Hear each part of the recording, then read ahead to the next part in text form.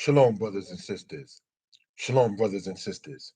Giving honor and praise unto the Most High, the Creator and Maker of heaven and earth.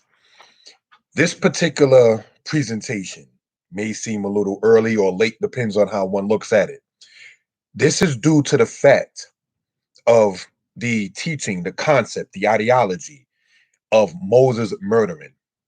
First off, brothers and sisters, let us know and understand that Moses was not a murderer. That's one thing to point out. Another matter to address concerning this is the fact that whom they're talking about is a person that was oppressing his brother. So there are certain things that has to be noted for a particular situation, even in what is referred to as the law within America, brothers and sisters. They have what they call first degree, second degree, third degree. They have what they call manslaughter, and so forth and so on. They have what they call crime of passion, and so forth and so on. Well, brothers and sisters, in the house of Israel, in the Torah of the Most High, there are certain things that are already known. You have the word razak, which means to murder. You have the word harag, which means to kill. So there are two different words to describe murder and kill, even in Hebraic thought. In Exodus chapter 20 in the Bible, we know good and well, brothers and sisters, that it distinctly says, Lo tirazak, which means thou shalt not murder. Now, in the Bible, in Ecclesiastes chapter 3, brothers and sisters, what that says is a time to kill. And in the Hebrew of that, it says eight laharog. So we want to point out quickly, if we will, you have the word ratzak means or meaning murder, and harag meaning kill. So in Exodus 20, we see the root word, brothers and sisters, ratzak. In Ecclesiastes, we see the root word, brothers and sisters, harag. So the two different words speaking upon that particular matter. So, with that being the case, that's something we want to point out and address in this matter, brothers and sisters. Now, I remember recently speaking upon this particular matter with somebody, and I was saying that Moses did not murder no more than David murdered Goliath. See, there's even a meme that went around saying online this here: Noah got drunk, Jacob lied, Moses murdered, Rahab was a prostitute, David had an affair. Now, in this kind of matter right here, we want to point out in this particular one, they seem to highlight the wrong deeds of some of the people of the Old Testament. Last week, we went over a presentation saying of all the memes such as this, they're never going to talk about, for the lack of a better terminology, the wrong of Jesus. But that's a whole other particular subject. Nonetheless, brothers and sisters, this is not, and I know it's just a simple meme, this is not going to address the matter of how to change from a particular matter. How Rahab changed. They're not going to point that out, brothers and sisters. They're not going to point out that David changed. They're not going to point that out because then that will defeat the purpose of such. Now, those who know the truth of the matter, David did murder Uriah after sleeping with Uriah's wife named Bathsheba, after coveting Uriah's wife named Bathsheba.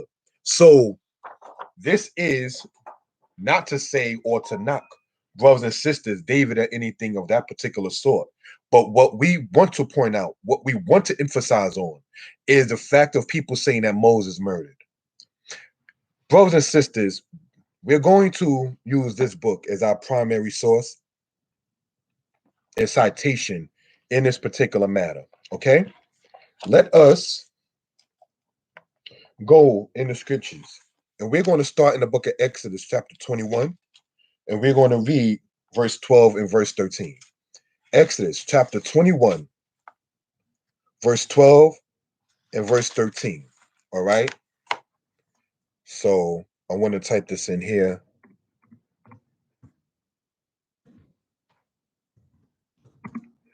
21, 12 through 13. And it reads as so. He that strikes a man so that he dies shall surely be put to death. However, if he did not lie in wait, but God delivered him into his hand, then I will appoint for you a place where he may flee. What does that point out, brothers and sisters?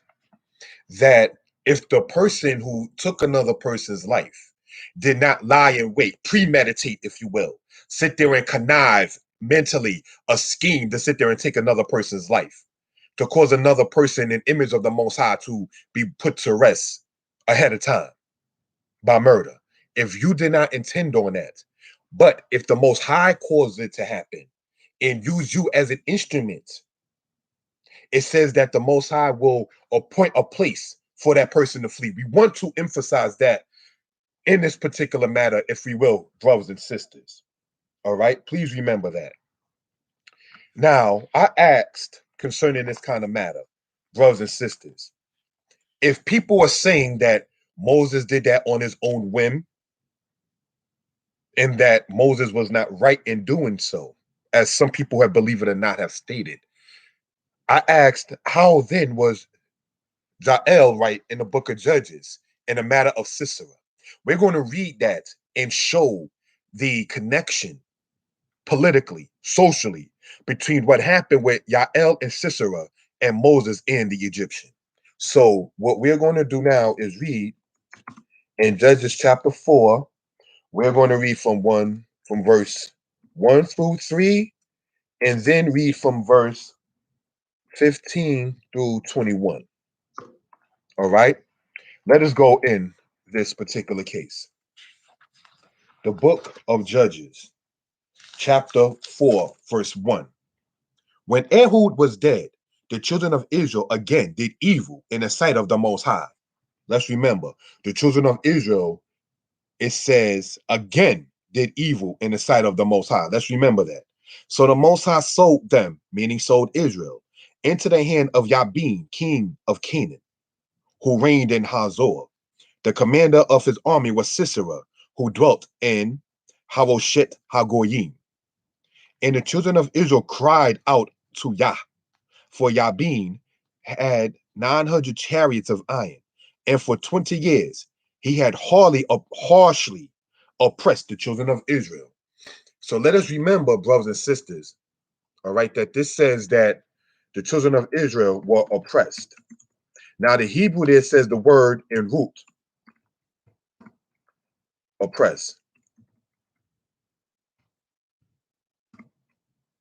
All right.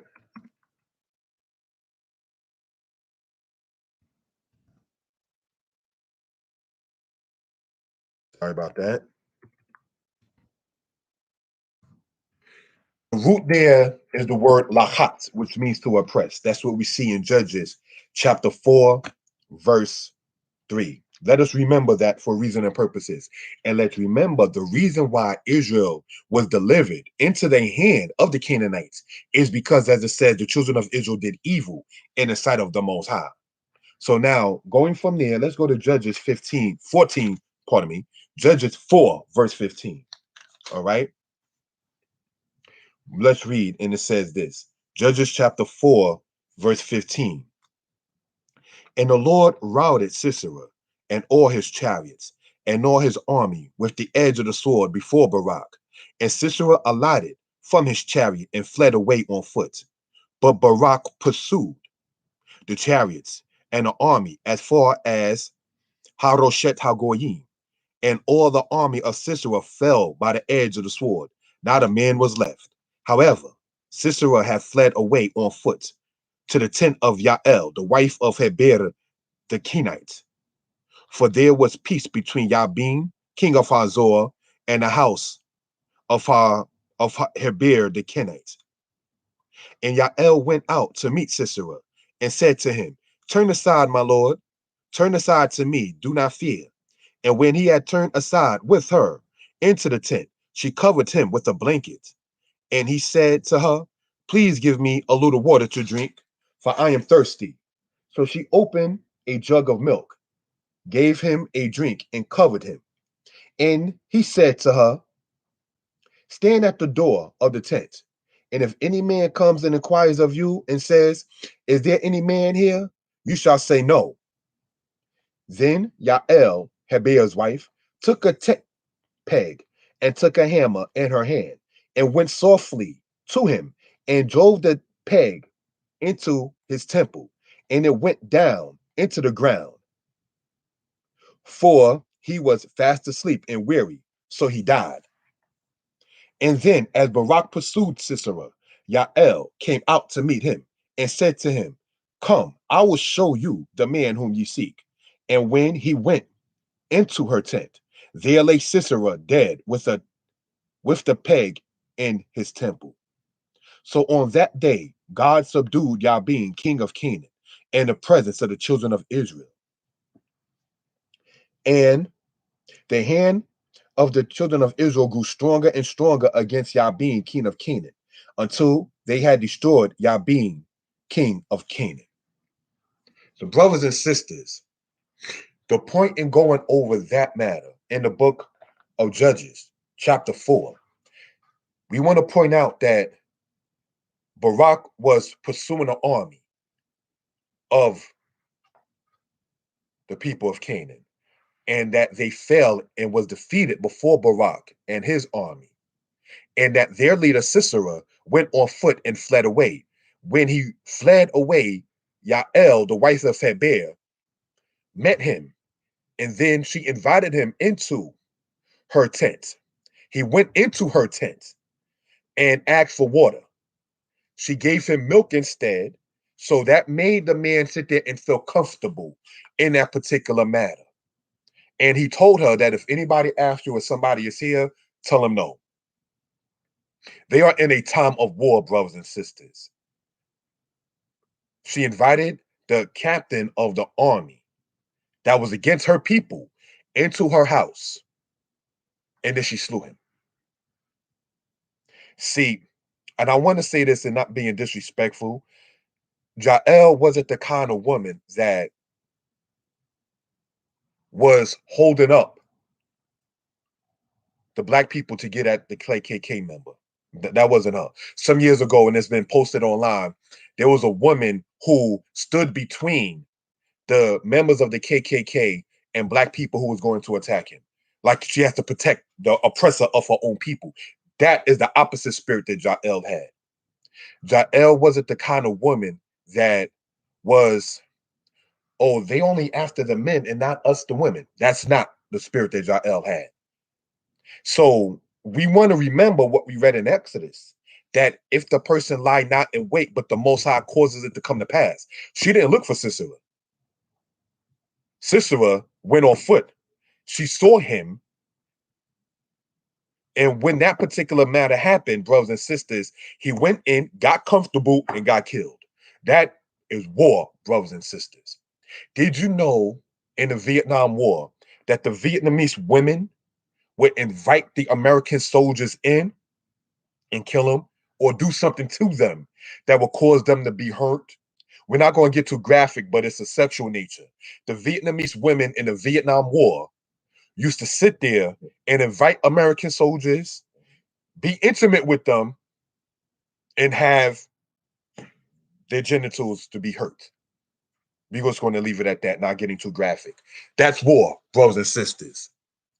The people who are saying that Moses was a murderer does not understand that kind of concept, does not understand the difference between harag, which means to kill, and razak, which means to murder. So we want to show this thing here again. Now, this is not to say that Noah didn't get drunk, but getting drunk might not be wise. But brothers and sisters, it's not a crime or a sin either. We want to point that out.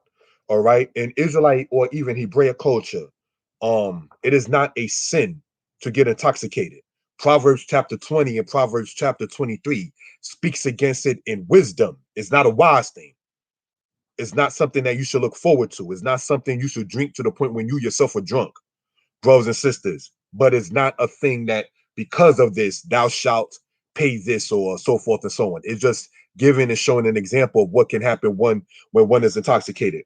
Another matter, brothers and sisters, we want to point out is when you look, say, at the situation with Noah, after that kind of situation, you might, not trying to be funny, need a drink. You done seen a flood cover the whole earth, and you was there for some months. After that, and you and your family are the only ones of the humans who are alive, you might need a drink after that. You experience something that many people cannot say that they have experienced. Now, regarding the flood in the book of Genesis, brothers, sisters, this story is known throughout the different nations of the earth. It doesn't mean that it's a lie. What it means is that the nations coming from Shem, Ham, and Japheth, they all told the story down to generation of a flood. So that confirms that there was a flood, brothers and sisters, as opposed to saying one story plagiarized or copied from another. That's not what that means, brothers and sisters. China has a flood story. Native Americans have a flood story. Ancient Egypt has a flood story. The ancient Hebrews, as we see here in the Bible in Genesis, have a flood story. So these are things that we just want to point out for reference purposes. So now, getting back, brothers and sisters, into this, saying here, Jacob lied. When Jacob went and talked to his father and said, I am a firstborn son, Esau, that Isaac, his father, knowing his children, arose suspicion. Come and let me see if you're my very son Esau or not. Because there will be no point in having to say, I'm your firstborn son Esau. Just say I'm Esau. That's one. Then Isaac asked Jacob in Genesis, and he said to him, how is it that you was able to do this and get this food so quickly? His son, saying he's Esau or Edom, said, the Lord thy God gave me speed. Stop. Esau or Edom don't talk about the Most High in that manner. Esau or Edom doesn't give the credit to the creator of heaven and earth. So now Isaac, knowing this, says the voice is the voice of Jacob, but the hands are the hands of Esau. So we're going to try this again. Are you my very son Esau or not? See, Isaac knew who he was talking to in Genesis. Let's understand that. Isaac knew who he was talking to in Genesis because he's identifying the voice with the name of a person, and he named the person. The voice is the voice of Jacob. So we're going to try this again, because first you said you're my firstborn son. That's not how Esau talked. Second, you said the Lord your God. Esau definitely doesn't talk about the Most High giving somebody speed and giving acknowledgement to the Creator. Esau, Edom, doesn't talk like that. The hands are the hands of Esau. So the voices of Jacob, the words that you say is of Jacob, but no, this is not my son Esau. Isaac knew who he was blessing. So after Jacob got the blessing, Esau came in, found out about the situation that happened. We're going to talk about that in a second. And then Jacob was called back by Isaac and blessed him again. So Jacob got two blessings when you read the story carefully in Genesis 25, Genesis 26, and Genesis 27. Brothers and sisters, if we will. Let us go into the scriptures to confirm what we're talking about for reason and purposes, right? Now, in Genesis chapter 28, it says, then Isaac called Jacob and blessed him and charged him and said to him, you shall not take a wife of the daughters of Canaan. So after the situation between Jacob and Esau and the birthright and Isaac giving Jacob, saying he was Esau the blessing, Isaac in Genesis 28 called Jacob back and blessed him again. So therefore, we want to emphasize the deeds are recorded in the scriptures. We cannot say, as this meme erroneously just tried to say, oh, Jacob lied. As you see right here, Isaac knew who he was blessing. If Isaac truly did not know who he was blessing in Genesis 27, why will Isaac, Abraham's son, call Jacob back in Genesis 28 to bless him again? He would say, you deceived me, get out my face, don't come back. Now, this is no disrespect to mothers. This is no disrespect to women. This is no disrespect at all. But if you look, say, at the situation with Rebecca, in today's terms, we might say Rebecca went extra. Some people, no disrespect in honor of mothers, did too much. I'm going to kill the animal, make it taste like this, put this on you, and so forth and so on. The Most High already told her that the elder shall serve the younger. So what Rebecca, and this is no disrespect to mothers, but a mommy is going to do what she feels and understands is the right thing, even if it's a forced matter, if you will. And that sadly, or is the situation that happened, brothers and sisters, with Jacob. Isaac knew who he was talking to. So now, after blessing him in Genesis 27, Genesis 28 is when we want to point that out. All right, let me type this in. After blessing his son Jacob in Genesis 27, he called his son back in Genesis 28 and blessed him again and told him, don't get a wife of the daughters of Canaan. Esau got a wife of the Canaanite people. And it says that it was bitterness of spirit with his father and his mother. Esau could care less where he put his seed at. He didn't think of his ancestor Abraham, who commissioned a servant to go and get a wife from the Aramean people, or from the Chaldean people, that was in the land of the Arameans, and go and say, have this to be your wife. Esau just took of the women of the land. He didn't sit there and say, well, it was a tradition for us to stay among the Shemite women. I'm going to go and get a Hamite woman. He could care less about that particular aspect. You understand? So when we see that Esau sold his birthright, when we see, brothers and sisters, that Esau could care less, as it says in Genesis, Esau despised his birthright. He despised his seed line because he could care less what he puts it into, on whatever woman it is, and so forth and so on. You don't, after selling your birthright, then go and get your blessing. No, you don't do that. You understand? But this is the mentality that we want to emphasize on in this particular case. Now, this here now says Moses murdered. And this is the theme that we're talking about in this presentation. Now, we already went over Judges, where it says that the people of Yabin kingdom were oppressing, Lakats in Hebrew, were oppressing the children of Israel.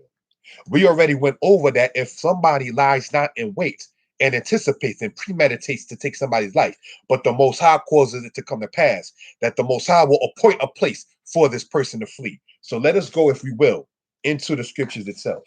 And let us go into Exodus chapter 1, if we will. All right, we're going to be reading in Exodus 1, verse 8 through 22. And it says this, Exodus 1, verse 8. Now there arose a new king over Egypt who did not know Joseph. And he said to his people, look, the people of the children of Israel are more and mightier than we. Come, let us deal wisely with them, lest they multiply. And it happened in the event of war that they also join our enemies and fight against us, and so get up out the land. Let's remember, the Pharaoh is talking about the aspect in the event of war. So we have a different mindset, as the mindset was different in the time of war in the book of Judges 4. But a person who is okay, and I say no disrespect, turn the other cheek. I give my cheek to those who smite me. We're going to talk about Isaiah 50 in a second. Brothers and sisters, that mentality cannot understand the war aspect that Moses had and that Yael had. In the aspect, and why we want to point this out is because if you notice, like on this meme, everyone who's shown to be wrong here seems to be out of the Old Testament. The New Testament tells you to turn the other cheek and to pray for them that despitefully use you and persecute you. That's not the spirit Yael had. That's not the spirit that Moses had. So now in Isaiah, when it says, I gave my cheek to those who smite me, that's showing how deprived the children of Israel were. That's not telling you to do it. Isaiah said he did it. That's not saying this is what you're supposed to do. He's talking about the sadness of the state of the people in that particular aspect. And by the way, the aspect in Isaiah, when it says, I gave my cheek to those who smite me, is a metaphorical aspect in this particular case. So even if you say turn the other cheek is a metaphorical aspect, Isaiah was not commissioning, commanding, advising, or suggesting that the people should turn the other cheek. Okay, so that's what we want to point out in that particular case. Now, in Exodus, if we will, right? Here's what we're going to continue reading on. Exodus chapter 1, verse 11. Therefore, they set taskmasters over them to afflict them with their burdens. And they built for Pharaoh supply cities, Pithom and Ramses. But the more they afflicted them, the more they multiplied and grew. And they were in dread of the children of Israel. So the Egyptians made the children of Israel serve with rigor, and they made their lives bitter with hard bondage, in mortar and brick, and in all manner of service of the field. All their service in which they made them serve was with rigor. Then the king of Egypt spoke to the Hebrew midwives, of whom the name of one was Shiphrah, and the name of the other Puah. And he said, when you do the duties of a midwife for the Hebrew women, and see them on their birth stools, if it is a son, you shall kill him. But if it is a daughter, then she shall live. But the midwives feared God and did not do as the king of Egypt commanded them, but saved the male children alive. So the king of Egypt called for the midwives and said to them, why have you done this thing and saved the male children alive? And the midwives said to Pharaoh, because the Hebrew women are not like the Egyptian women, for they are lively and give birth before the midwives come to them. Therefore God dwelt, pardon me, verse 20. Therefore God dealt well with the midwives, and the people multiplied and grew very mighty. And so it was because the midwives feared God that he provided households for them. So Pharaoh commanded all his people, saying, every son who was born you shall cast into the river, and every daughter you shall save alive. Now, brothers and sisters, save the daughters alive, kill the males. What does that seem to be like? They know good and well that if there's going to be, said, a human deliverer, 9.5 times out of 10 is going to be a male. They know that, and I say this in no disrespect, the homosexual organization and promotion called today Black Lives Matter is started by a person that's not of our people, George Soros, and is endorsed by 3 black lesbians. The black man is not respected in what they call Black Lives Matter, for those who know and understand what that organization is about. It is promotion of homosexuals. It is promotion of mothers being single. Those women in that are not the same spirit of women that we see here in the book of Exodus. The Black Lives Matter movement of today does not endorse the endurance and the survival of the black male. So these are things we want to point out in that particular aspect. All right. It goes on to say, brothers and sisters, that the midwives feared or respected the Most High. And therefore, because of that, he provided or built for them houses. He did not allow those sons to be slain. When who they call Margaret Sanger, who was saying that the Negro population needs to be cut off, or the black population needs to be cut off. She passed away in 1966. Planned Parenthood, which encourages abortions among women, is not the same spirit that the women had here in the book of Exodus. Abortion is murder. Let us understand that. Abortion is murder. It talks about that in the Wisdom of Solomon in the Apocrypha. All right. So these are things that we want to talk about and emphasize for edification purposes. All right. So now, brothers and sisters, it says that the Hebrew women are not like the Egyptian women. Now, this is no disrespect intended, but why, not to get graphic, do you think that it's harder to just come to just any Israelite sister on or offline and say, send me a breast shot or a vaginal picture. Hebrew Israelite sisters are like, block, exposed, screenshot. This dude is a pervert. Whereas among the black women who are into, let's say, the Kemetic or Egyptian science, they're more free about sexuality than, say, the Israelite women, even in online and offline in 2000, 2021. You understand? They are Egyptian. In Egyptian culture, they have what they call Hathor, which was part of what they call the goddess of love and dancing and happiness. That is sadly what Israel was worshiping as called the golden calf. That was the Egyptian goddess Hathor, which when it says that Moses saw the people dancing and it says they rose up to play, we know what that's talking about for adult terms. You understand? So sexuality in Hebraic culture, as well as in reality outside of Hebraic culture, can either produce life or cause your life to be taken. Sex is a very serious matter, brothers and sisters. That is why, no disrespect intended, people who are not in love cannot make love, even in that act.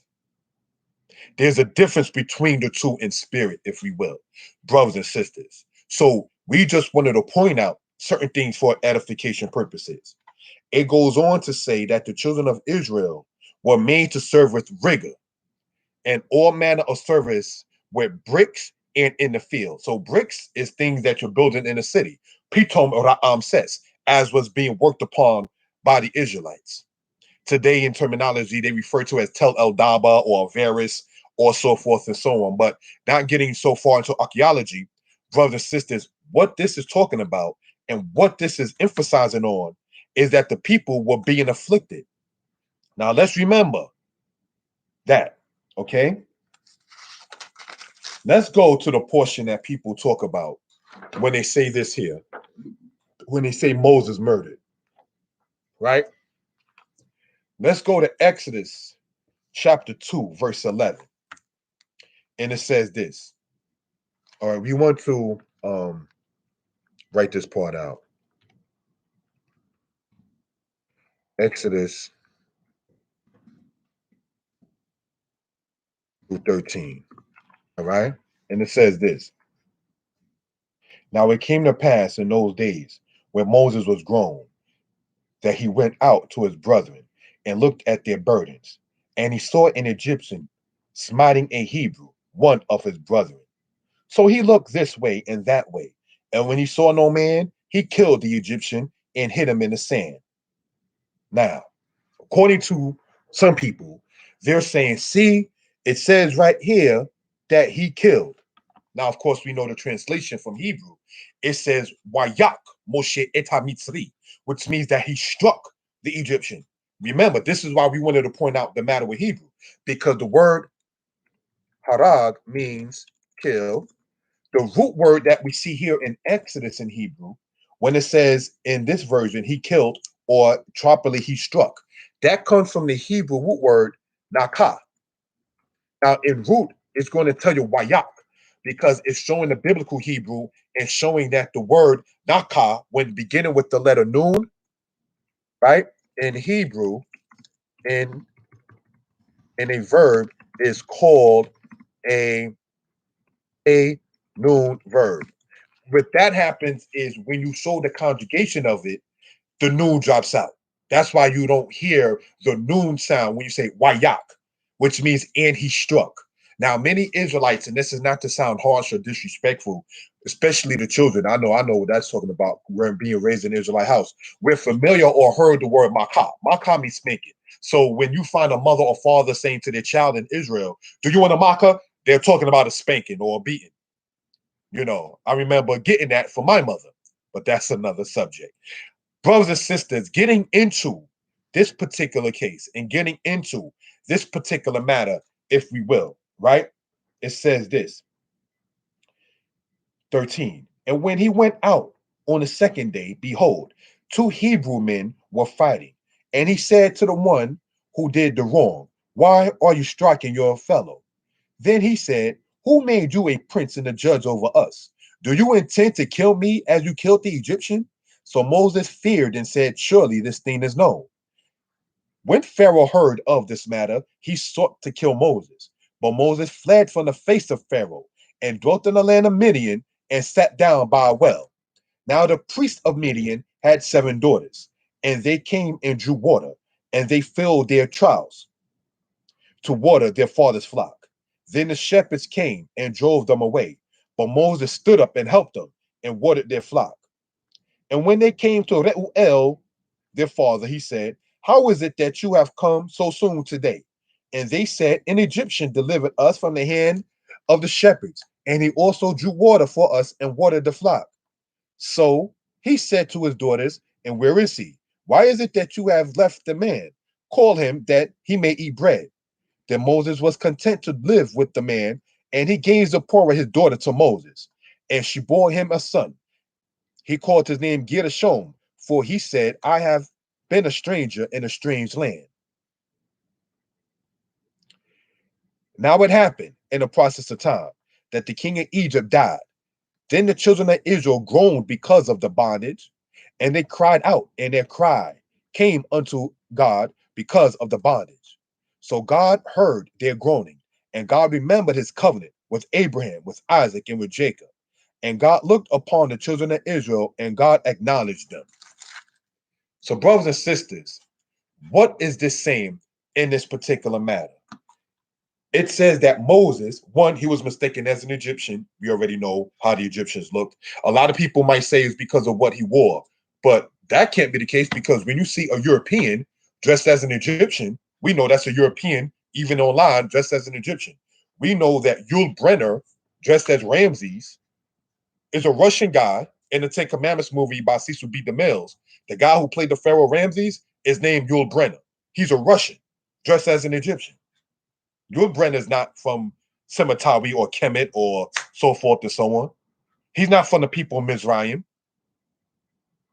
He's a Russian playing an Egyptian.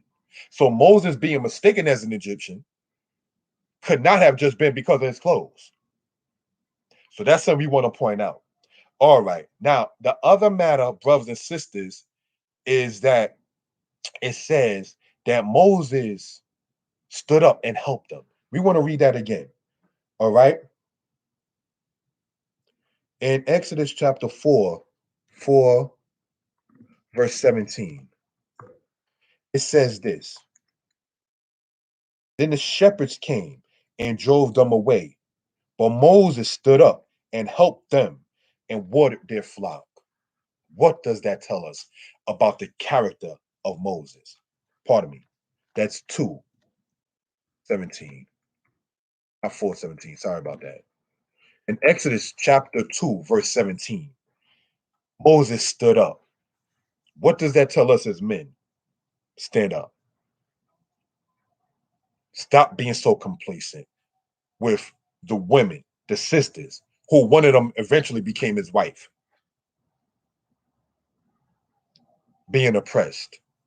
I want to show, brothers and sisters, in this particular case, real quick, please, if you will. Sorry about that. In this book here, this is not for sales purposes on a Sabbath, but I want to show a picture of what a situation was or is in this particular matter, if we will. Right? See this here? This is a cop beating up a woman, a black woman. Somebody recorded it. It says here, a black woman attacked by the police in 2014. Her name is Marlene Pinnock. This is oppression upon a woman by an oppressor. The mindset Moses had he saw that, he would have defended that woman. He would have not said, like some might say today, well, probably had it coming to her. Well, things happen. Well, you know these women. That's not the mindset that Moses had in Exodus chapter 2. See, this is why we know that Pharaoh in Exodus chapter 1 spoke about war. He spoke about war. He spoke about dealing wisely with the children of Israel. The Willie Lynch letter, whether Willie Lynch was a real person or a concept, Jim Crow was not a real person. Jim Crow that some of our grandparents, I'm 40 years old, that some of our grandparents born in the 1920s dealt with Jim Crow matter. Some of our parents might have dealt with the Jim Crow matter, but Jim Crow wasn't a real person by name. It was a concept. Willie Lynch might have not been a real person, but it's a concept. But when we look at this right here, Moses murdered, the people who will sit there, well, Willie Lynch is not real, are the same kind of mentality that will sit there and say that Moses murdered. They're not going to say Moses defended. They're not going to point out that Moses helped his people. They're not going to point out certain things that we want to point out. And I know, no disrespect intended, they who agree saying Moses murdered ain't going to point it out because for weeks I've been talking about that online, and it seems to just let's just override or overshadow that particular matter. Let's get into what we're talking about, what we are emphasizing in this particular matter. Moses seeing, in layman terms, two coons, two Israelite men who were sellouts. While being oppressed in the time of war, in the time of your people being enslaved, you have time to fight one another, Israel? I'm talking directly and indirectly, general and not general. How do Israelites, while we are being oppressed, have time to fight one another? You are no different than the people in chapter 2, verse, where is it at? 13 through 14. So let's read that again and see what, and I say this in no slander, these two coons were saying. It says this. And when he went out the second day, behold, two Hebrew men were fighting. And he said to the one who did the wrong, why are you striking your companion? And he said, who made you a prince and a judge over us? In other words, it says here, the one who did the wrong and striking his fellow, when Moses said, why would you do that to Re'eka, meaning your friend or your neighbor? Why would you do that? This coon turns around and then says, who made you a prince? Who you want to sit there and tell me? We know what kind of wording we use one with another, even today. It said, who made you a prince? So in other words, you just like me. You can't tell me because you ain't a massa. Are you a cop? Are you a lawyer? Are you lawyering for this guy? That is the mindset that produces this kind of meme saying that Moses murdered. That is the mindset and the thought pattern that sits there and says Moses was wrong for such. You forgot that the person he took one's life for was oppressing his brother. You forgot, as it says in the law of Moses.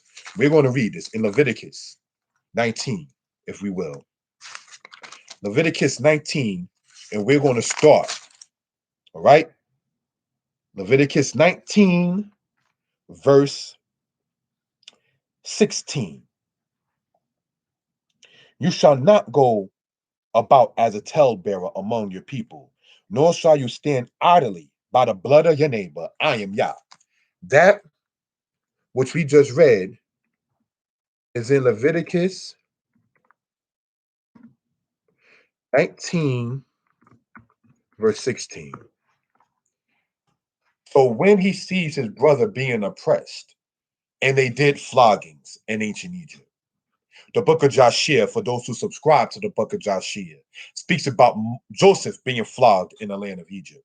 The book of Joshua speaks about the Egyptians taking the Hebrew baby males and putting them and having them being suffocated to death in the pyramids.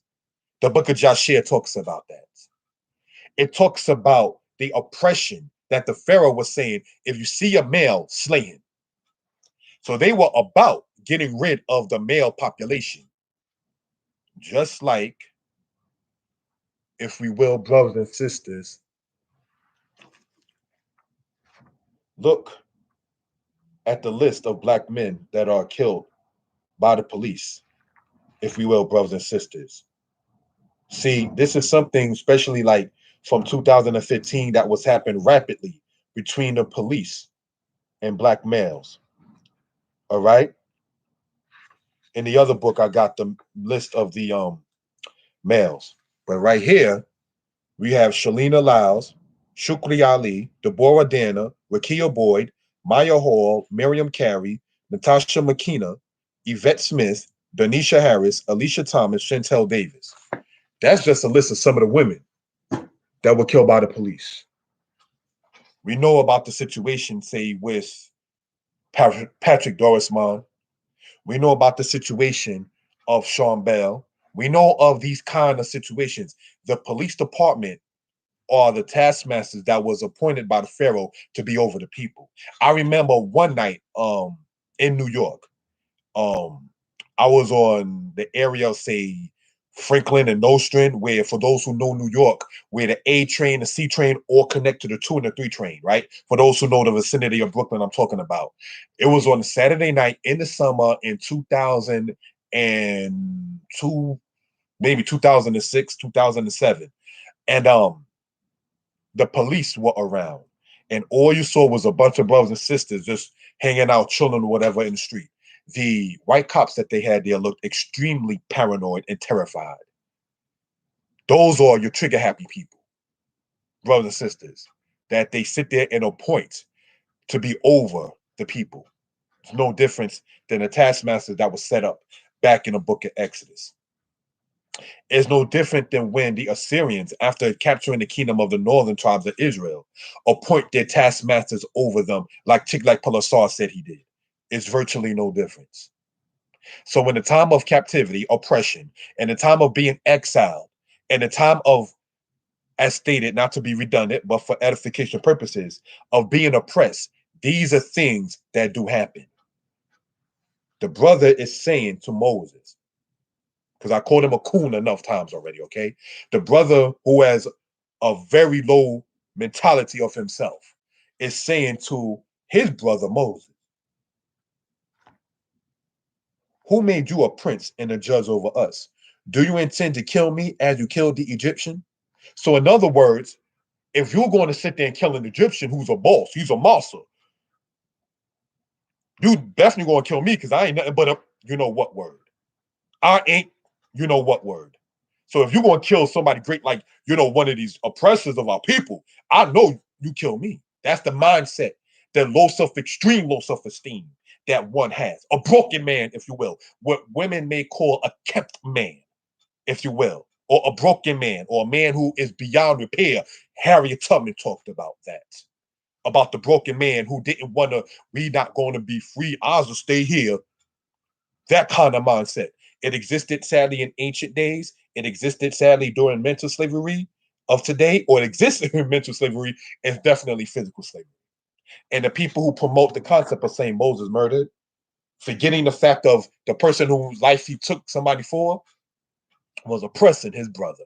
You forgot about all of that. You forgot Leviticus 19, verse 16. You forgot about Yael killing an oppressor of her people.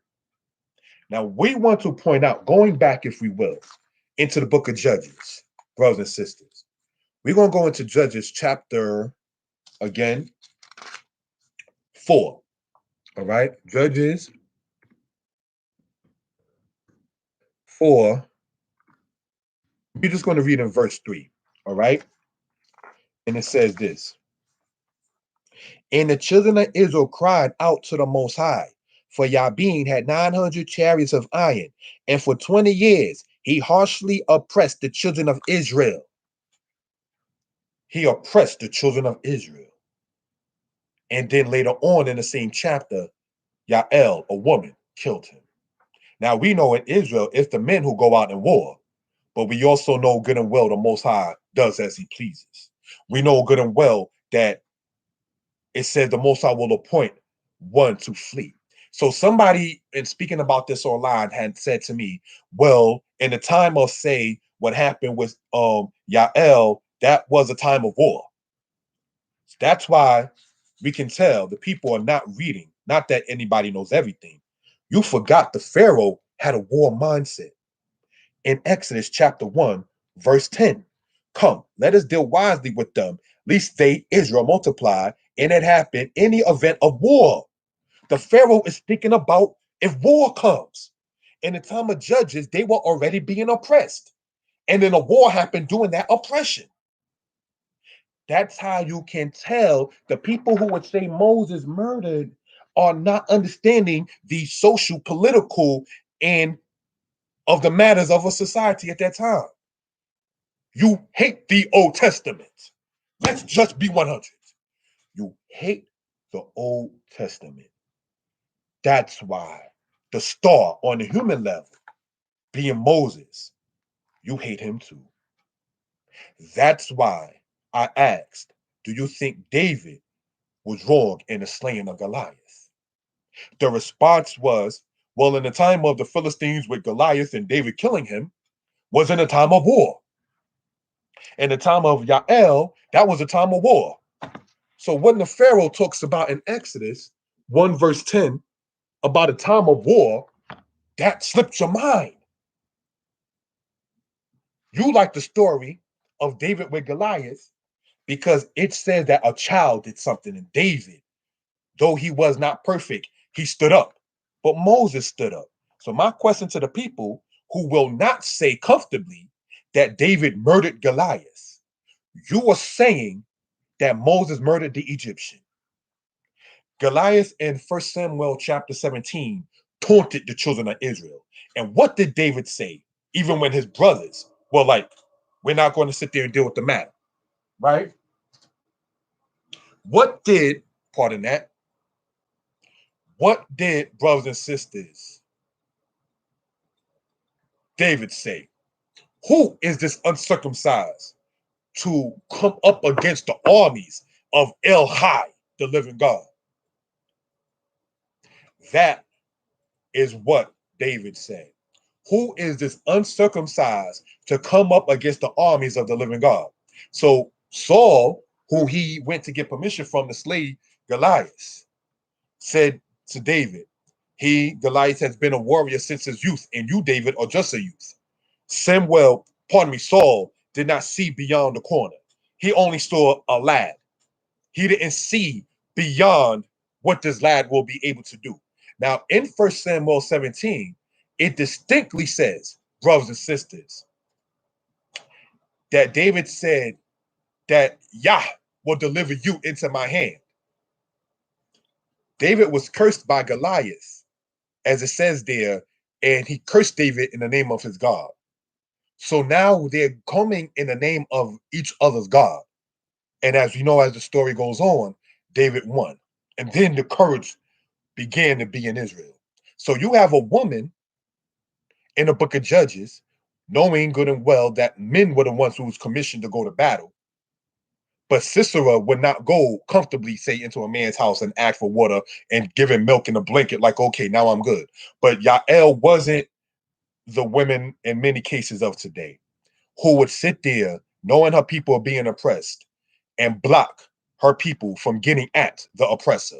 When, after Yael killed Sisera, she called Barak, like, come here, I want to show you what I did. Come over here. So you can sit there and see who you're looking for. I took care of the matter right here. Yael was a soldier, a Shekayil, if we will, or woman of valor. She did not eat the bread of idleness. The law of kindness was upon her tongue. These are qualities that we see in the Old Testament. We want to emphasize that for a reason. And Proverbs chapter 31, brothers and sisters. But in spirit, the Old Testament is hated, as pointed out on this channel last week. So you're going to despise the people who were in it. In this case, as this points out, Moses, saying Moses murdered. Now, in conversing with this, somebody had said to me, well, and this is how you know it's hatred, or in layman terms of today, one is hating. You can tell by this. When one doesn't have, as it says, be strong and of good courage in Deuteronomy and in the book of Joshua, the mindset of some people who couldn't understand Moses slaying as opposed to murdering doesn't have be strong and of good courage in their mind. Here's how we know this to be the case, brothers and sisters. Well, God was going to kill Moses when it came down to the circumcision of his son. What does that tell you? And it's true. And Moses' wife, who was his son's mom and wife, you want to point out, he didn't just have a baby's mother, he had a wife and then a son. There was an order to things. He had a wife, then a son, not a son, and because now we got a child, now we're going to get married. That shows you that sex didn't mean marriage. But that's a whole other discussion. But point is, brothers and sisters, it says that her father, Zipporah's father, gave Moses his daughter to wife. They knew Puru Umiu, be fruitful and fill. Make more of you. They understood that. The people who think that Moses was a murderer would say, you got to do according to the law of the land and kill their own child, as they would have sat there and support abortion of today and would have sat there, brothers and sisters, and been some of them Hebrews who probably would have killed their own children. Well, the Pharaoh said you got to do it. He's the boss. You know, a coon, if you will. A sellout, if you will. You cannot have the mindset of a sellout and understand the spirit that Moses had. So, brothers and sisters, let us go on into Exodus chapter 2 and verse 15, if we will. Exodus chapter 2, verse 15, and let the book speak. When Pharaoh heard of this matter, he sought to slay Moses. But Moses fled from the face of Pharaoh and dwelt in the land of Midian and sat down by a well. Let us now jump to verse 25 for a reason. And God looked upon the children of Israel, and God acknowledged them. Who did the acknowledging was the Most High. People who say Moses murdered, as in this meme right here, they're not acknowledging how the Most High operated. Let's get into the book further. We are now going to read in Exodus chapter 3, verse 1 through 10. And it says this. Now Moses was tending the flock of Jethro, his father-in-law, the priest of Midian, and he led the flock to the back of the desert and came to Horeb, the mountain of Elohim. Now we want to point this out. It says in Exodus chapter 2:18, and they came to Reuel, their father. Reuel, all right, we want to type this in, okay? Reuel and are the same person, all right? Yitro, said in the English transliteration as Jethro, is a title. Yeter means excellence. So Yitro means his excellence is like a title of one who's dignified. So like your honor, your excellency, that kind of thing. That's what Jethro means. All right. Reuel would have been his name, but his title would have been Yitro, his excellence. That's what we want to point out from the language aspect. All right. And it goes on to say in Exodus chapter 3, Moses was tending the flock of Jethro, his father-in-law. Moses didn't eat the bread of idleness. He didn't have the mind, well, I got the woman, I'm good. See, a lot of marriages fail because when a man gets the lady, he doesn't do the same thing to keep the lady. And then the lady, as it says in Ecclesiasticus in the Apocrypha, it says the woman, if she maintains her husband, is full of strife and contempt. It says the woman who maintains her husband, not supports him. It doesn't say that. Doesn't say she doesn't encourage him. It doesn't say that she endorses him. It doesn't say that she does not enable him. It says if she supports him in that particular manner or upholds him without him want to uphold her or he being there or work as a team, pardon me, if you will. A lot of men, marriages fail on the men's fault, not having this kind of spirit that Moses had. You get the woman and you do absolutely nothing to maintain that relationship. Real talk, yo. Real talk, Israel. A lot of marriages fail because, as it says in the Apocrypha, the woman who maintains her husband, she's the maintenance in that relationship. That's not cool. There are cases in which a woman would do the resume for her man, her husband, her spouse, call for the interview, may even go and get the clothes for the job, and so forth and so on. There was a situation where the man went out with the woman. She's thinking, and he's given the impression that he's going to go to the job interview to get kind of financial income and respect, even in the land of our captivity. You understand? And every time he would say, couldn't get the job, this didn't happen, that didn't happen, and so forth and so on. This sister called off of her job one day and did not tell him, and they left together. He's given her the impression that he's going to go and be looking for this job. She already called off from her job, right? And what happened? Brothers and sisters, what happened? He went back home 10, 11 a.m. He wasn't looking for a job. He just gave her that impression. But being that she already called off from her job, brothers and sisters, right? What winded up happening? She came back in and saw him sitting down watching TV. She left him. Left him like that. It says the woman who maintains her man is full of strife, anger, and contempt. When you get a good woman, you don't mess that up. Moses knew that Zipporah was a good woman. Now, how does that tie into what we're talking about? Because Moses defended his brother. Moses, after getting the woman, if we will, he did the same thing and working to maintain that marriage. He was the maintenance one in that particular case. He wasn't looking for her to maintain him. Support him, yes. Love him, respect him, honor him, yes. But it wasn't a thing of, I'm a sit now because I got you and I do absolutely nothing. I know sisters in the understanding of Israel who experienced the kind of man that went out as if he was going for looking for a job and then came back in house. There are Israelite sisters in Israel, and there are said sisters who don't know themselves as Israel who experience things like that. What does this tell us as Israelite men? The Most High picked Moses on character, just like David. It said that he appointed among the sons of Jesse someone to rule over the house of Israel. David killed Goliath in 1 Samuel 17. David was anointed before the situation with Goliath. The Most High already saw the spirit that David had.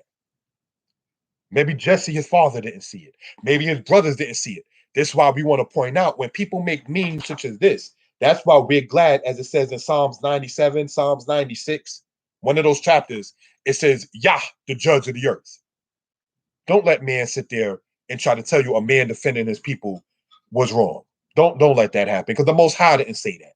So now, in trying to say in your spirit, hating the Old Testament, thus hating the star on a human level in the Old Testament is Moses.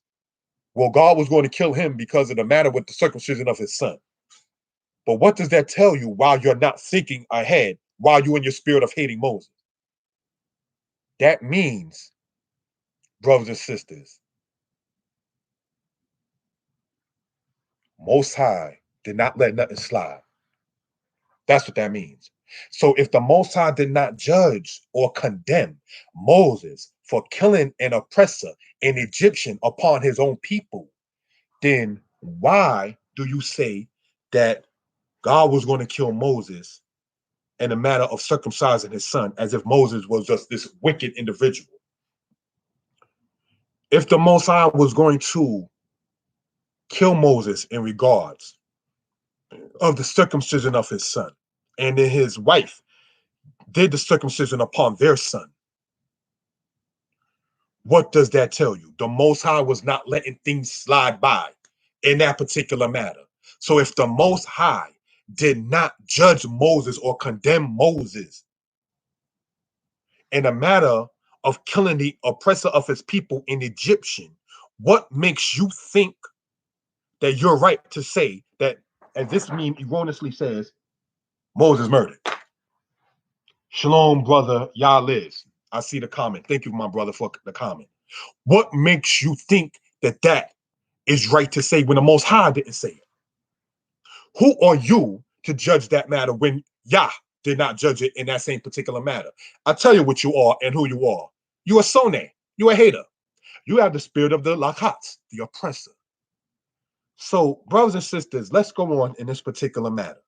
It goes on to say this. And the angel, we are in Exodus, in the scriptures, letting the book speak, chapter 3, right? And it says this. And the angel of Yah appeared to him in a flame of fire from the midst of a bush. So he looked, and behold, the bush was burning with fire, but the bush was not consumed.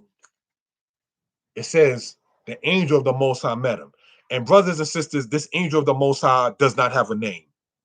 It's not Jesus. Stop putting names in there. That's not in there.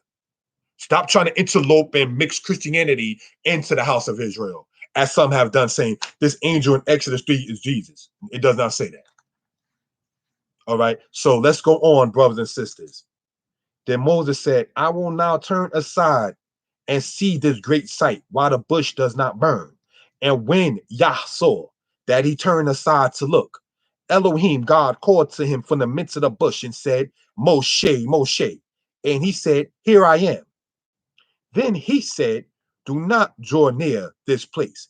Take your sandals off your feet, for the place where you stand is holy ground. Moreover, he said, I am the God of your father, the God of Abraham, the God of Isaac, and the God of Jacob. And Moses hid his face, for he was afraid to look upon Elohim. And Yah said, we are in Exodus chapter 4, pardon me, Exodus chapter 3, verse 7. Sorry about that. Exodus 3, verse 7. And it says this. And Yah said, I have surely seen the oppression of my people who are in Egypt, and have heard their cry because of their taskmasters, for I know their sorrows. So I have come down to deliver them out of the hand of the Egyptians, and to bring them up from that land to a good and large land, to a land flowing with milk and honey, to the place of the Canaanites, and the Hittites, and the Amorites, and the Perizzites, and the Hivites, and the Jebusites. Now therefore, behold, the cry of the children of Israel has come to me, and I have seen the oppression with which the Egyptians oppressed them. Come now, therefore, and I will send you to Pharaoh, that you may bring my people, the children of Israel, out of Egypt. What does that state in chapter 3? The Most High stated that he saw the oppression and heard the cry of the children of Israel, Za'akwat b'nei Yisrael, as it says in there. Za'ak in Hebrew, we want to point this out, all right? The word Za'ak means to cry or to shout out. Oppression, oppression! It wasn't like the slave masters had the black people in slavery. Knowing this Old Testament book, we want to keep pointing that out, Old Testament, right? In slavery, our people were made to pray in a pot. So the master, the slave master, the oppressor will not hear them praying. Did you know that? Did you know that in slavery, our people in the South, and I'm sure in the Caribbean as well, during the era of slavery, would pray inside of a pot with water, so that way their prayers will not be heard. Why do we point out the thing in the matter of the Old Testament? The New Testament tells you to pray by going inside of a closet and then praying. That's how you can tell the mindset of, said, the oppressor. They don't want you to do the aqua before the Most High. Stop all that crying before your God, your Elohim. That's why we want to keep emphasizing the Old Testament matter. That doesn't tell you, sadly, to pray in a pot with water, like our ancestors did in slavery. That doesn't tell you, like the New Testament says, that you are to go behind the closet and close the door and then pray, because then you'll make Master upset. That's not the spirit that the Old Testament, quote unquote Old Testament, is coming with. This spirit here is going to tell you that Moses murdered. Moses didn't murder. Moses killed. Now, David did murder in a matter with Uriah. So when somebody might ask, well, if it's okay to take somebody's life who's a non-Israelite, that's not what we were presenting and talking about this. It's not like if you, in a time of not war, go against someone and lie and wait and take their life. That's murder. But we want to point out, law says, lo to the zak, thou shalt not murder. The other aspect in Ecclesiastes, a time of peace and a time of war, a time to kill and a time to heal. Brothers and sisters, when the Most High came through and did those plagues, the Egyptians said, death is all around us. The Apura Papyrus talks about death is not lacking. Those plagues did bring death, even before the death of the firstborn. Remember, he said, Israel is my son, my firstborn. Let my son go, and if you will not let my son go, I will slay your son, your firstborn. You have to understand Egyptian culture and understand that firstborn thing, or why that's emphasized, because the firstborn of the Pharaoh became the next Pharaoh. This is how, not getting sidetracked, but getting into the history, how we know the Exodus happened in the Middle Kingdom, because the Pharaoh, Neferhotep, he died. His son did not succeed him, whose name was Hereneth. Hereneth would have been the next Pharaoh in Dynasty 13 of the Middle Kingdom of Egypt. He died before his father. And then Neferhotep's brother, Sihathor, came into power. For those who understand about the matter of the chronology of Egypt and so forth and so on in the Middle Kingdom. But that's a whole other aspect historically. We want to talk more in the aspect of the mentality that many people are imbibing, saying, sadly, that Moses was a murderer. He was not a murderer, brothers and sisters. He was a defender of his people. But if you don't understand that, if you don't understand the Hebrew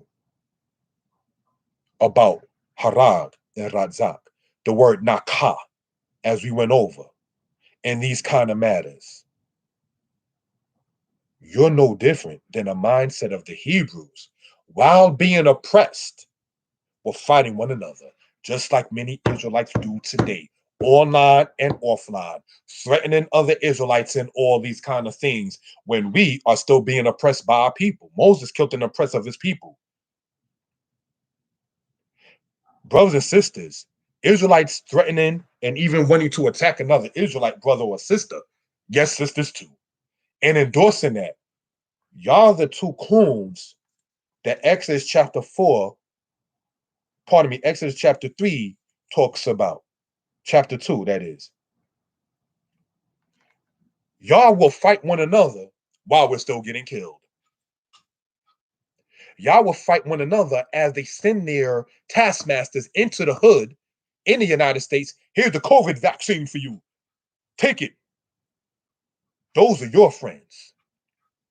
Those are your partners of the mind. You don't see the Most High working with Moses and defending his brother, as it says in Leviticus. You're not supposed to stand idly by the blood of your neighbor. You don't have that mindset when you want to go against another brother or sister in the house of Israel. Your mindset is built upon being able to go against your brother or sister and think, yeah, we got that camp on lock. We got that brother or that sister on lock. When Jeroboam and Rehoboam went to war in the book of Kings, you don't get love for that. It says David got himself a name when he went against the Arameans. Civil war doesn't give you a good reputation. Bringing war to an opponent of someone else's nation or defending your nation gets you a great name, even if it's against Israel from the other nations. The Misha Steel, where it says that King Misha of Moab went against Israel, that was a check for the Moabites. That looked good for the Moabites. When the Romans talked about them defeating the people of Ahuda or the people of Judea, and you had it to where the people of Judah were led in Rome as captives and prisoners. That was a win for Rome. But when Rome went against Rome, after that, that doesn't look good for Rome.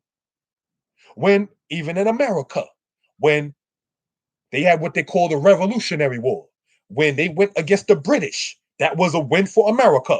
The Civil War that America had with America was not a win for America. The Civil War that Israel had with Benjamin in the Bible, in the book of Judges, tribe versus tribe, that was not a win for the house of Israel at the end of the day. So when Israel wants to talk about, oh, yo, we got that camp on lock, we got this brother on lock, we got that sister on lock, and you going against your own people, your spirit will never want to get at, if I can say it online, George Zimmerman, who sat there and slew a black child. Your mindset is not there. Your mindset is the spirit of the Bloods and the Crips who go against their own. Your mindset is the spirit, if I can go there, that used to go against this hood in Brooklyn versus that hood in Brooklyn, in New York, if you will. Your mindset is what was shown in the movie, The Education of Sonny Carson, when black teenagers was going against each other in Prospect Park. That's the spirit that you had. That's the spirit that you have. You okay with that. But the brother who on the train, I forget his name, went against the police, he only having a knife, and he was acquitted because the police were going to look to kill him. No, you don't understand that mindset. You don't understand the mindset for those who know the history between the black man and the police with Larry Davis in 1986. You don't understand that kind of mindset. You are okay. What the boss said, Master said. Moses wasn't saying Master said. Yael was not saying Master said.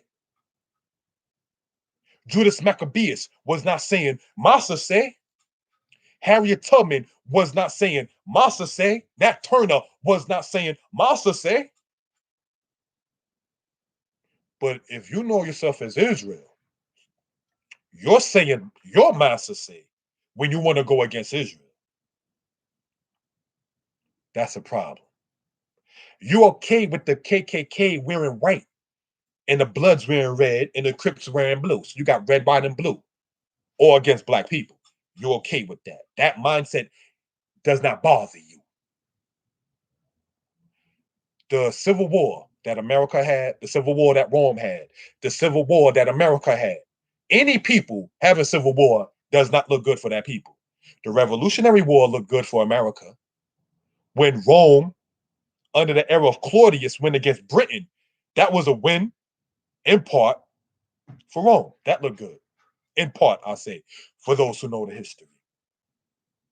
You understand? When, and it's not to be on per se solely the black and white thing, when Carthage was defeated in 146 by the Romans, 146 BCE, that was a win for Rome. When America won the Spanish-American War, that was a win for America. When Israel won the war against Moab under David, that was a win for Israel. When Israel won the war against the Philistines under David, that was a win for Israel. When Israel won the war against the Philistines under Uzziah, king of Judah, that was a win for Israel. But brothers and sisters, when Israel and Israel fought each other, that was nobody's win. The guys who killed my cousin, they winded up getting locked up 25 years. My cousin is dead. This happened back in the 1990s. I had a cousin that was stabbed and killed to death. Black on black crime, if you want to call it that. Nobody won. My aunt lost a son. Two black men got put 25 years in jail. Nobody won in that matter. There was no win. Nobody got a trophy, if you want to call it that. Nobody got their name on a mural or a picture saying, this is great or good. So these are things, brothers and sisters, to know for edification purposes. The brother La Liv says, you are right. I do that too. As far as saying Moses committed murder, you're right. I need to know definitions. Okay. Yeah, well, Moses didn't murder. So these are things we just want to point out, of the things that Moses did do that was wrong in the matter of circumcising his son and not doing that, in the matter of speaking rashly with the waters of Meribah. The Most High condemned Moses or judged Moses on account of his wrong deeds, such as Numbers chapter 20, when it says, "You did not sanctify me in the midst of the children of Israel." So that just going to show you that the Most High is not going to pick a murderer to do a mission in that particular case. So what are you talking about by saying Moses was a murderer, as in this right here? So let's go on and close out, if we will. All right. Goes on to say, we are in 3 verse 10 of Exodus. All right.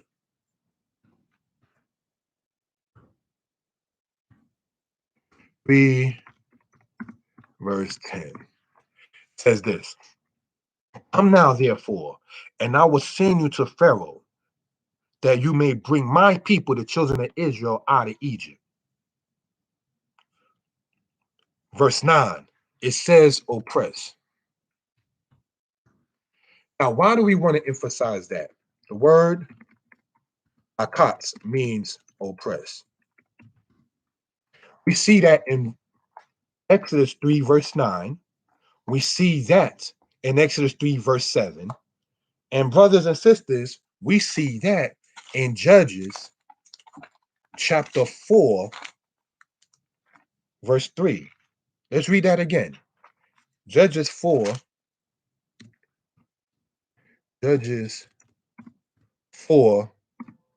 verse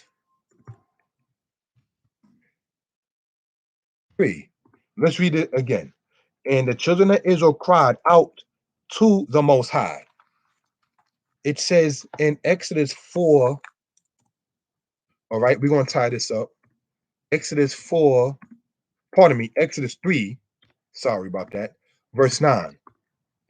Exodus 3, verse 9 says, "Now therefore, behold, the cry of the children of Israel has come to me, and I have also seen the oppression with which the Egyptians oppressed them." So we see the word cry and oppress. And then when we go to Judges 3, verse 4, we see, "And the children of Israel cried out to Yah, for Yabin had 900 chariots of iron, and for 20 years he had harshly oppressed the children of Israel." So when the crying happened, it was because of oppression. In this captivity, we have been made to feel as the illusion of inclusion, while we, in many cases, are like the people in Exodus chapter 2, verse 13 and 14. I'm not a racist. Massa, I hate niggas too. Sorry to have to put it like that, but that's how some people move and act. I hate my people too. I'm not a racist. I love you, boss. I love you, Massa. Those are the people that you see saying, "Who made you after striking his brother? Who made you that?" And so people have been asking in support of this kind of fallacious meme here by saying, "Well, why did Moses run?" That's why we started the presentation. In Exodus chapter 21, if you read, quote, the laws of Moses, it says this: 21, verse 12. 21, verse 12 to verse 13. And it says this in Exodus: "He who strikes a man so that he dies shall surely be put to death. However, if he did not lie in wait, but Elohim, God," that's the part they forget. They're forgetting the Most High in actions, because you're hating on a prophet of the Most High, Moses. That's why you can't see the Most High working through him. Goes on to say, "But God delivered him into his hand. Then I will appoint for you a place where he may flee." So Moses fleeing, the Most High appointed a place for him to flee. When he fled, he winded up getting a wife. He winded up helping the women who were being oppressed by the shepherds. His later on father-in-law, prior to the marriage, fed the man, and Moses was content to dwell with him. Now, why do we want to get into all of that? Let's go to now. I know I've been saying Exodus 4 a lot and mistake, but now we are really in Exodus. All right. Sorry about that. Want to point this out here. Thank you for the people who joined in. 4 verses 19 through 21. Let's see what we can see and gather here. Exodus 4, verse 19 says this. And the Lord said to Moses in Midian, go, return to Egypt, for all the men who sought your life are dead. Then Moses took his wife and his sons and set them on a donkey, and he returned to the land of Egypt. And Moses took the rod of God in his hand.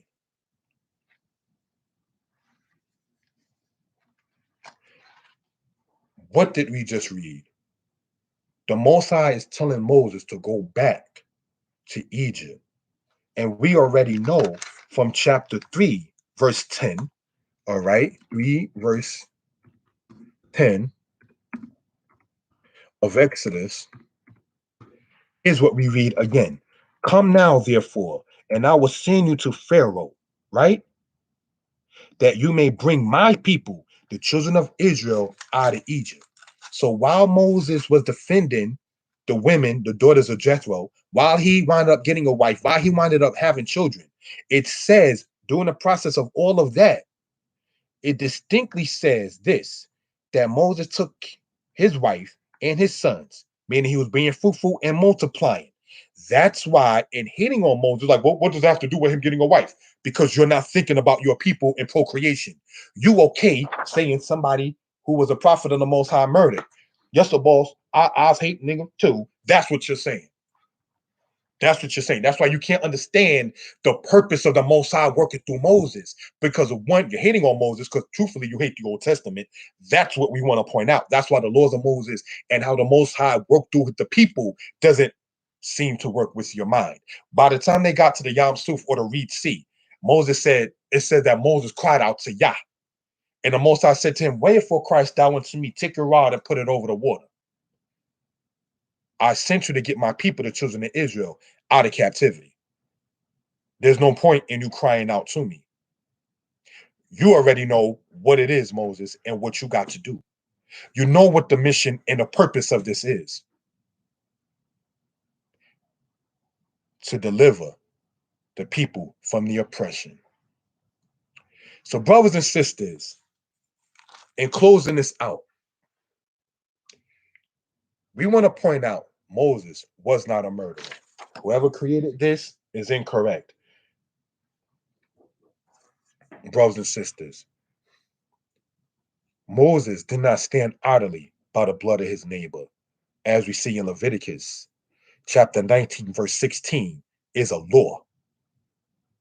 The people who would have turned in Moses is the same mindset that's okay walking with red and blue, hurting each other, but will never go at the KKK, will never go at brothers and sisters, the skinheads, will never set up to go against that particular aspect, but will be okay with oppressing their people. Israelites who know themselves as Israelites would say Moses murdered will be the same ones who will not want Israelites, brothers and sisters, to join camp to camp, if you will, or congregation to congregation. Don't go over there. Don't deal with those people over there, and so forth and so on. That kind of mindset will have that to be done. That is the mindset, sadly, that Rehoboam and Jeroboam had, having war between one another. That's not a good look. That's not a good thing, brothers and sisters. So, in closing out, hopefully the point was understood. Hopefully, in closing out, brothers and sisters, that we know and understand that as the Most High worked with Moses, we know good and well and understand that the Most High worked with Yael, worked with Judas Maccabeus, if we will. Know good and well, brothers and sisters, that our people being oppressed doesn't look good when we do the same thing that the oppressor does. That's why a lot of people been saying now they ain't got to kill us because we sadly been doing it to ourselves. So when we are saying, as some have said, well, with David and Goliath, David got respect for slaying an oppressor of his people. Well, that was a time of war. In the time of Jael, that was a time of war. You forgot that the people being oppressed too was a time of war. As the Pharaoh stated, in the event of war coming up, the Pharaoh was thinking in the time of what the Egyptians was having as peace, in the time of peace, you prepare for war. They're not thinking like that when you're promoting this kind of aspect right here. Those words glide over your head. As it says, wisdom will not enter a soul that is subject to sin. Not saying anybody knows everything. The Apocrypha tells us in the Wisdom of Solomon, it says, wisdom will not enter a soul that is subject to sin. So if you are okay being oppressed, telling people they should be oppressed, verbally condemning one who handled his business, concerning an oppressor, you are the kind of person that Pinchas would have killed in Numbers chapter 25. You are like that Simeonite prince, as it says that the children of Israel were at their tents crying because of what was going on in the matter of Baal Peor.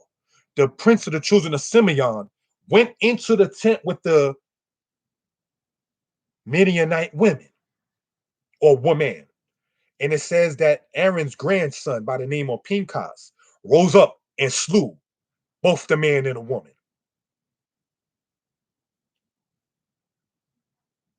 You don't understand the mindset that Pinchas had. You will not understand the mindsets that Nehemiah and Ezra would have had in saying, put away the foreign women. That wouldn't resonate. You will want to marry, said the daughter of the oppressor, because your mindset is like that of oppressing your own.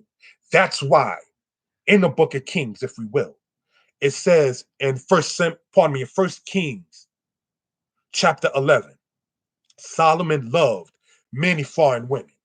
First Kings chapter 12, the next chapter, it said after Solomon died that Rehoboam was told, your father oppressed us.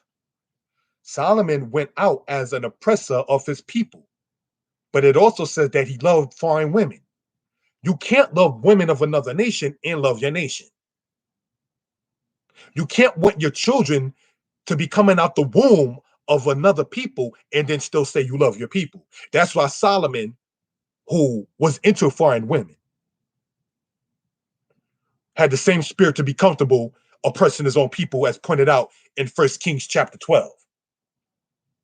So, brothers and sisters, these are things that we want to emphasize on in a particular matter.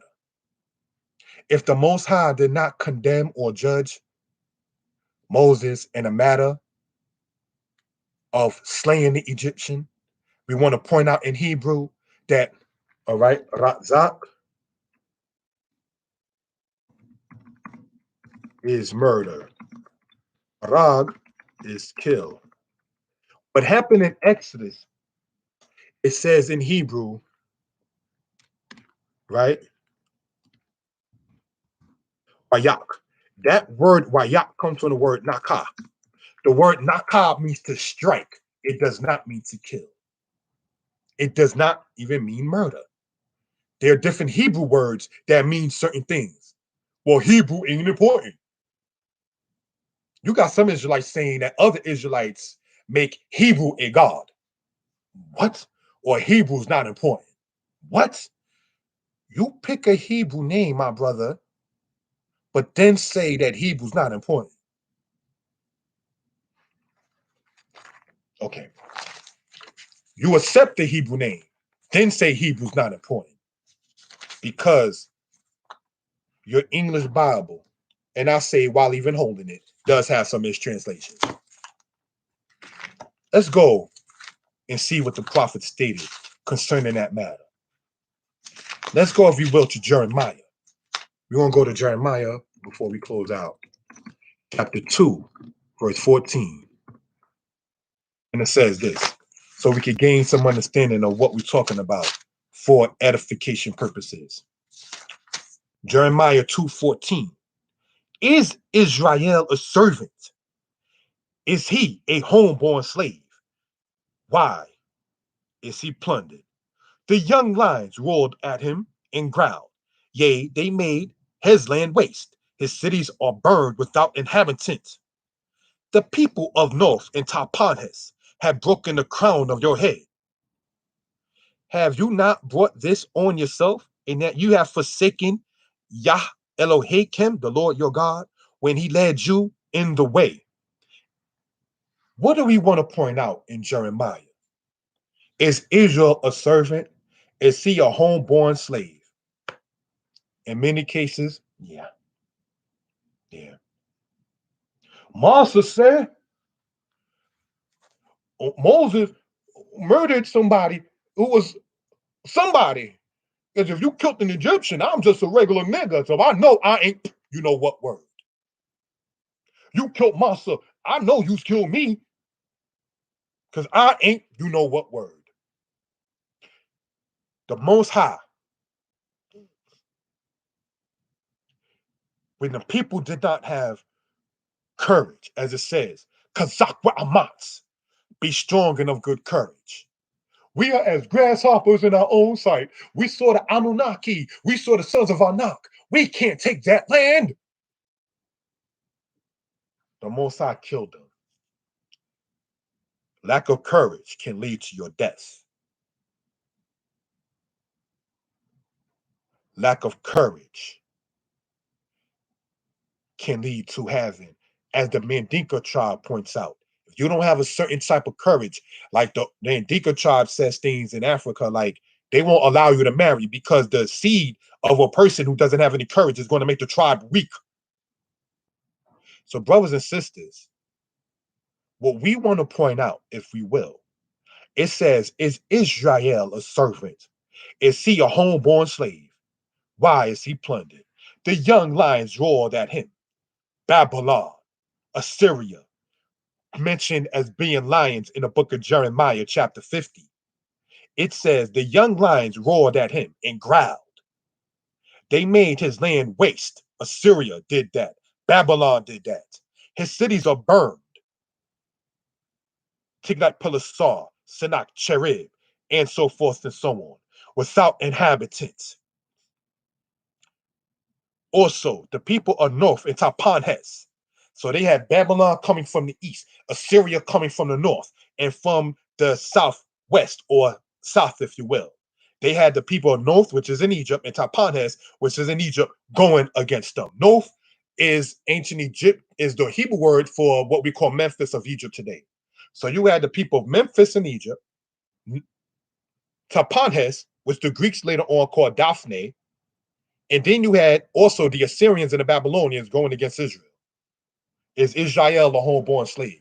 Or are you like the people, sadly, in this case of the tribe of Judah, who told Samson, don't you know the Philistines are oppressing us? Samson, not even been known fully to his parents about how the Most High was moving in this particular way. Let him marry a Philistine to get into the camp of the Philistines to slay the Philistines. There were no treaties that was written between the tribe of Dan and Judah with the Philistines, brothers and sisters. War came in that particular aspect. There was no treaty made between the Pharaoh and Moses, brothers and sisters, in that particular aspect. There was no treaty that was made between the Assyrians and the southern or northern kingdom of Israel or Judah. In that particular case, milchama is what was used. War is what was used. Brothers and sisters, the Maroons in Jamaica, they made an error in making a treaty with the British. Later on in history, the Maccabees made a blunder or a mistake in making a treaty with Rome against Greece. Because the Romans, maybe the Israelites did not fully know, were not your friends either. when the Greeks were attacking the Israelites, the Maccabees made a treaty with Rome, not realizing Rome wasn't your friend either. So, brothers, later on in history, now getting back into the era with Jamaica briefly, the Maroons of Jamaica made a treaty with the British, not realizing that that treaty was going to go against you by saying if any runaway slaves come, you got to sit there and send them back. Oppression doesn't require a treaty, even with other nations, regardless of the race of the people. The Treaty of Versailles that was made in 1919 was garbage. For those who know about the history with the Treaty of Versailles, because later on when Hitler came, that was disregarded. So we just want to point that out for those who know that. Brothers and sisters, it says, don't make any covenant with the people of Canaan. It tells us, brothers and sisters, you don't make a compact and a pact with those who oppress you. There is no meeting between the oppressor and the oppressed, where the oppressed gain freedom. Such did not happen. When in 1492, the Moors were expelled out of Spain by Isabel and her husband Ferdinand, those Spaniards knew that there's no way you're going to have two different ethnicities, regardless of the color, two different ethnicities ruling in the same kingdom. That's not going to happen. Even with the coming together of Media and Persia, Persia dominated Media. Once it comes down to that, even with the aspect of the true nation of Edom making a pact with the people of Kittim in the book of Joshua, the people of Japhet, or the people of Kittim who came out of Japhet, dominated the people of Edom. So when we go in Obadiah and it says, they that were at peace with you lay a snare against you concerning Esau, we can see what that's talking about. Brothers and sisters, when we want to get into this particular case and get into, if we will, this particular aspect, in closing out, Moses defended his brother. David defended his nation. Jael defended her people. If you don't understand how the Most High worked with Moses, and after Moses fled, as we pointed out in Exodus 21, the Most High said in the law of Moses that I will appoint him a place to flee. The place where Moses was allowed to flee to was in the land of Midian, where he winded up getting a father-in-law, a wife, and having children. And he met the angel, the Malach of Elohim. Not every man can say that. The Most High saw the spirit and the character of Moses. You killed, you slain someone in defense of your people. You didn't turn the other eye, say, well, that's not me. He must have done something. Moses didn't have that spirit. The Most High saw the spirit that Moses had. So somebody might say, oh, well, that was done in secret. Why would you have to do it in secret? Jael killed Sisera in secret, and Sisera and Judges wanted it to be kept a secret. Hey, Yael, if anybody tells you you got somebody here, tell them no. So Yael killing Sisera, who was an oppressor, and Moses killing an oppressor, you can't say that one, Yael was right and Moses was wrong, because the same word cry, the same word oppress, and it being done in secret, brothers and sisters, does not mean it was done in shame. The shame was the two men that were of the same Hebrew people fighting the next day. The shame was Rehoboam and Jeroboam being at each other's necks. That's the shame that Israel would have had, not in defending their people. With that, brothers and sisters, shalom. We didn't want to become redundant. Hopefully the point was made, giving honor and praise unto the Creator and the maker of heaven and earth. To the people who subscribe to the channel, thank you for that. Like, comment, share. And what I do ask is, if you disagree and click dislike, please leave a comment on why you dislike. Tell me whatever your heart cares for you to tell me so I can improve on why you dislike, because nobody knows everything, and so forth and so on. You understand? So if a brother has to be corrected or rebuked, as it says, you shall surely rebuke your neighbor It says, you shall not hate your brother in your heart. You shall surely rebuke your neighbor. Don't be on some secret, in that case, hating style, clicking dislike, but then you don't have the respect to tell a brother why you dislike the presentation. Your wisdom might be used to better that brother. But if you okay with this kind of stuff saying Moses murdered, you'll never understand that. Shalom. Giving honor and praise to Yah, the one who sees all and is not seen, the one who judges and does not be judged. Shalom. Shalom, brother Taya. Shalom, brother Yah lives. To the people commented in. Most High bless and keep you all and everybody else who subscribe, like, and share, and all your loved ones. Shalom.